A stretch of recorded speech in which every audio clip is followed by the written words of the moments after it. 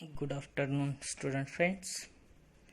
Once again, I welcome all of you to our online lecture.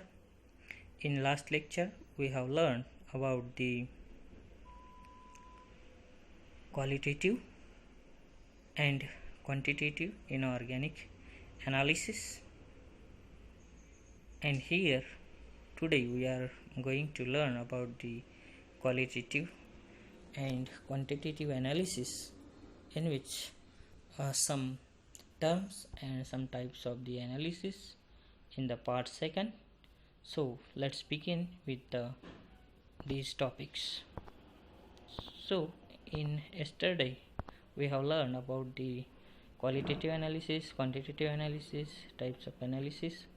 Today we are going to learn about the major, minor and trace constituents and another classification of the quantitative methods of analysis depending upon the size of the sample. So let's start with the major and minor as well as trace constituents. When a complete quantitative analysis of a material is carried out and the results are expressed as a percentage composition of different constituents, then the constituents are classified as follows. If we are doing the qualitative analysis of any sample, then we are going to analyze which component present in the larger amount, which component present in a smaller amount, and during the representation of the result, we are expressing the component in the form of major constituent, minor constituent and the trace constituent. So the properties, that is what physical as well as chemical properties, are depend upon the major and component present in the given sample. So let's see what is the major constituent. If a particular constituent is present to the extent of 100 to 1%, from 100 to 1%, the constituent is present, then it is called as the major constituent. What is the amount? It is from 100 to 1%. The major constituent of a sample can easily be recovered from the sample by proper physical or chemical treatment of the sample, because the sample size is large, 100 to 1%. So we can easily recover, we can get easily from the sample, we can isolate this sample component from the sample because the size is larger. So the chemical properties of the sample are generally marked by the major constituent. So the chemical properties of this chemical property of the compound is which is dependent upon the properties of the major constituent, or it is depend upon the major constituent. For example, if a hematite ore is analyzed, then the constituent obtained are 30% of iron and say 68% of silica. Hematite is an iron ore which is getting from the earth crust. If we analyze this hematite, we'll get 30% of iron and 68% of the silica, that is what sand.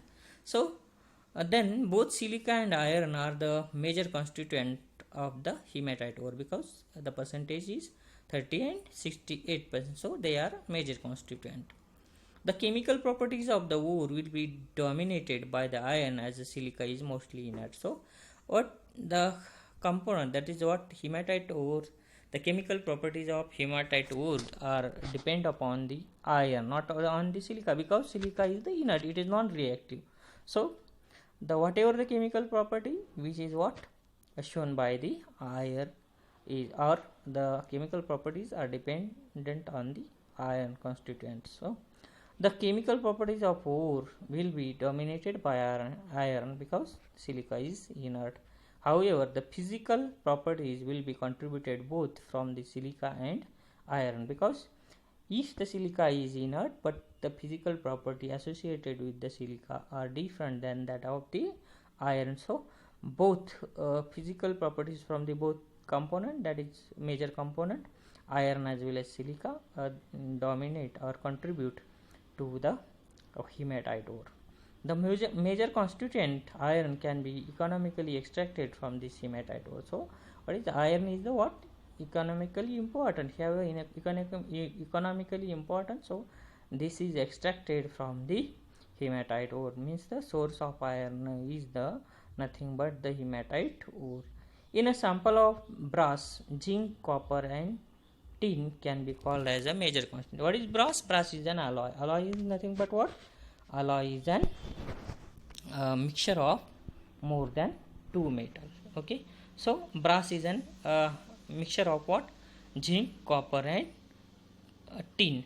So here in the brass, the zinc, copper and tin can be called as a major constituent, and Fe, that is iron, and Pb, lead, called as a minor constituent, because zinc, copper and tin is present in the more amount, while iron and lead, that is Pb, is present in a less amount.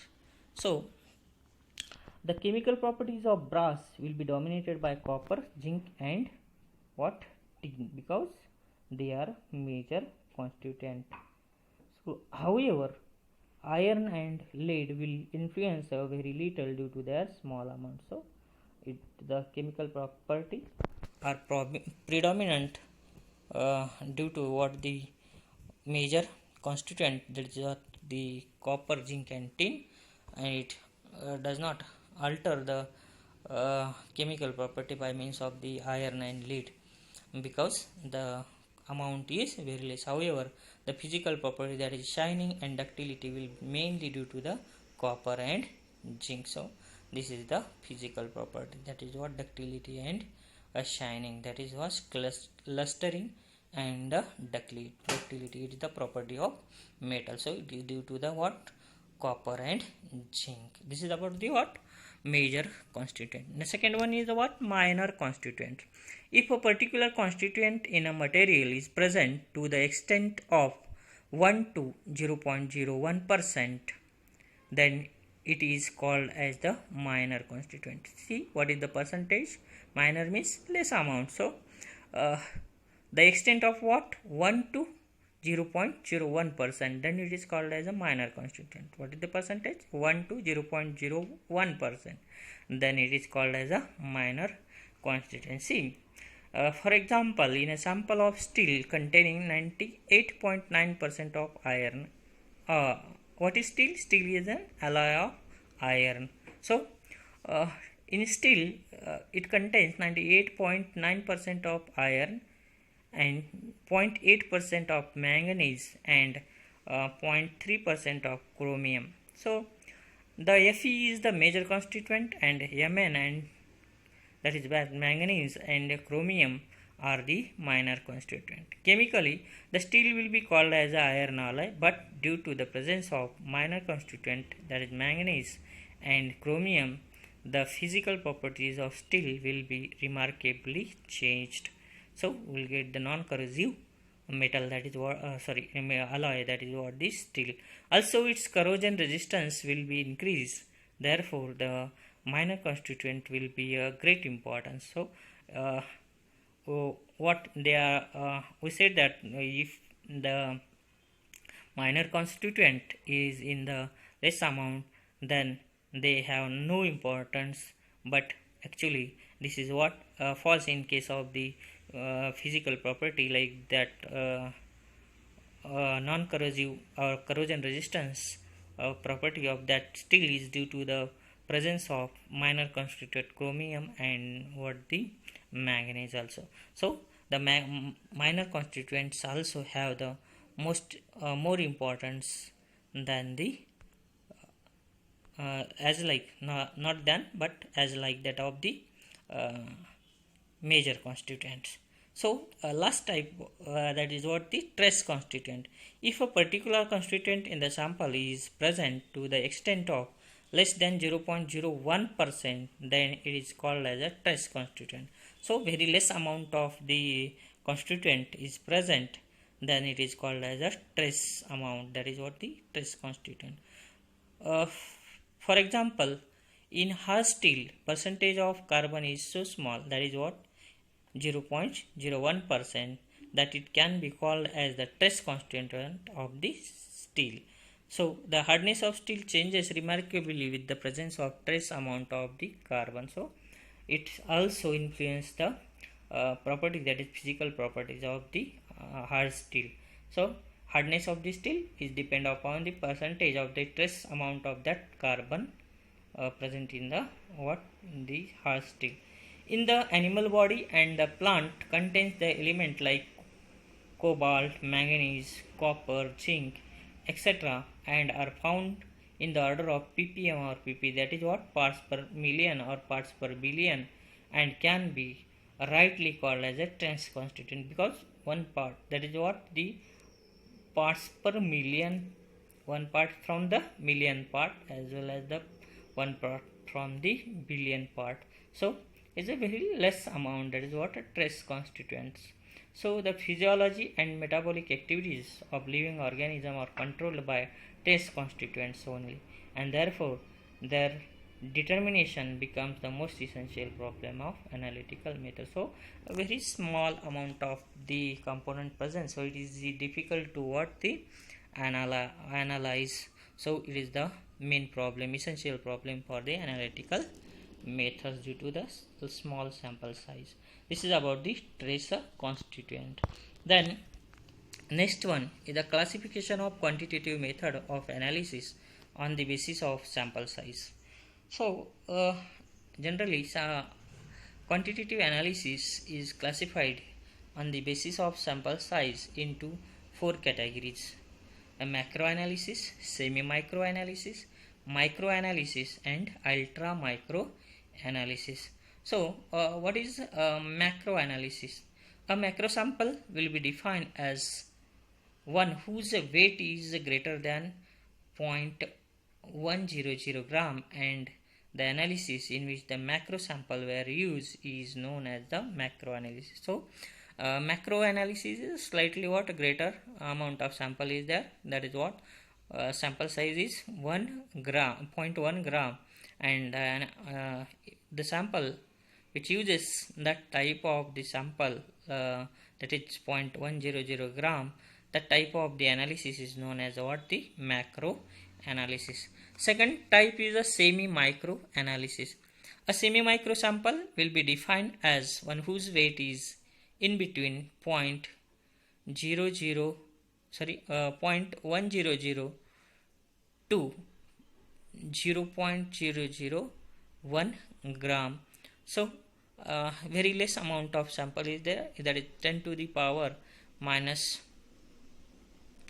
that is micro means minus 6 kilogram or 0.010 gram, and the analysis which the semi micro sample were used is termed as a semi micro analysis. Then next one is a micro analysis.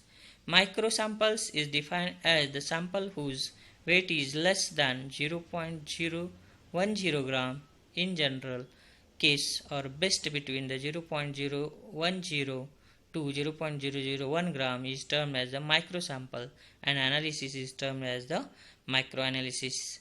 So the sample for the analysis taken is nothing but 0.010 to 0.001 gram, then such type of analysis is known as micro analysis.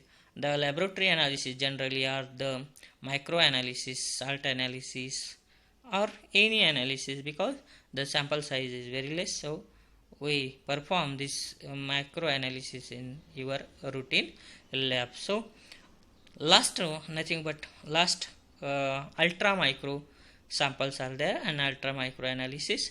Sub micro or ultra micro sample is defined as the sample whose weight is less than 0.001 gram is termed as the ultra sample, and analysis is known as ultra micro or sub micro analysis. So in the analysis we use the samples such as less than 0.00 gram. Such type of analysis is known as ultra micro analysis or sub micro analysis. So in this lecture we have learned about the major constituent, minor constituent, and trace constituent, and also the classification of quantitative methods of analysis on the basis of size of the sample. So this quantitative analysis, the methods is generally classified into 4 types, that is macro, semi micro, micro, and ultra micro type of the analysis. So this is about the today's topic. If you have any queries regarding this topic, please comment your question in the YouTube comment box. I will try to answer. Please watch the video, and thank you. Have a nice day. Thanks a lot.